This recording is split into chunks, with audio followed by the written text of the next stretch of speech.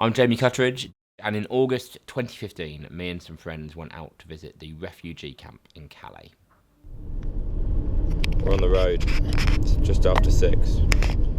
We went because we saw a need, we went because we saw suffering. The news might talk about these people as a swarm, they might talk about these people as a problem, but we believe that every person in that camp is made in the image of God, and we believe that if Jesus was here today, Jesus would be in that place working and listening to the stories of those refugees, and if Jesus should be there, we believe the church should be there. So that's why we went. We went to hear stories, we went to take what we can, and we went to try and just preserve the image of the holy inside each and every one of those people. So we're finally in Calais. We're driving around trying to find the place that we've got to drop the stuff off at. We're unloading the van at this Catholic church, and I think the amount of stuff you're about to see is genuinely staggering. Like our little few vehicles here, it kind of pales into insignificance.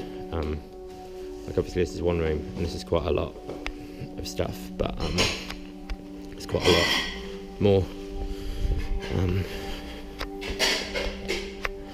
As you can see, a lot of generosity and people wanting to give stuff, but there's a real shortage of people to sort this out. If you just look at this, there's all this stuff, and it's kind of just an disorganised mess. And so I guess we're now beginning to question what we need to do next. Is what's needed here, not more stuff, but actually more people and more pairs of hands to sort this out. We had a van, and we stood in the back of the van handing out bags of food to the people queuing up. The queue went all the way down the road, it went round the corner and back into the camp. By the time we handed out the last bag of food from that van, the queue equally went out of sight, down the road, round back into the camp, and these were people who wouldn't be getting any food that day. So as a start to our day in the camp, it was quite a tough one, really.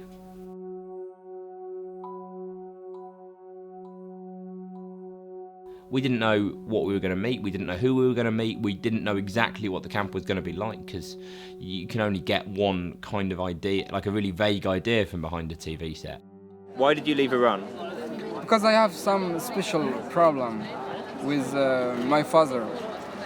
He wanted to send me to Syria and Iraq for fighting, and I don't want it. I don't like war. I don't want. Iranian government send a lot of people to Syria for fighting, and to Iraq, and people from Afghanistan and Iran, and I don't like it. I don't want to fight with human, and because of that I left my country. Why are you trying to go to the UK? Why I'm trying to go to the UK? Yeah. I'm gonna go to UK to have a good life. Yeah. And see my family? Yeah. Yeah.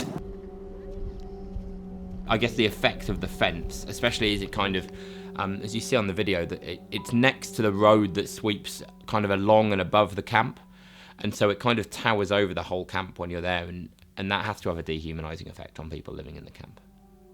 One of the things that it's really important to do, and one of the main reasons I went out there, is we need to rehumanise that problem. I don't want to talk about a swarm, I don't want to talk about a mass of people, because that mass of people is made up with a load of individuals loved and created by God, made in his image. So if the only thing that I did when I was over there was to share their stories and to encourage people that these are brothers and sisters that we need to be caring for, then I think that was a totally worthwhile reason to go. If God is looking at that camp and weeping and wishing it was different, then for the church in this country not to do something about that, not to do something about the humanitarian crisis on our doorstep, is an absolute scandal.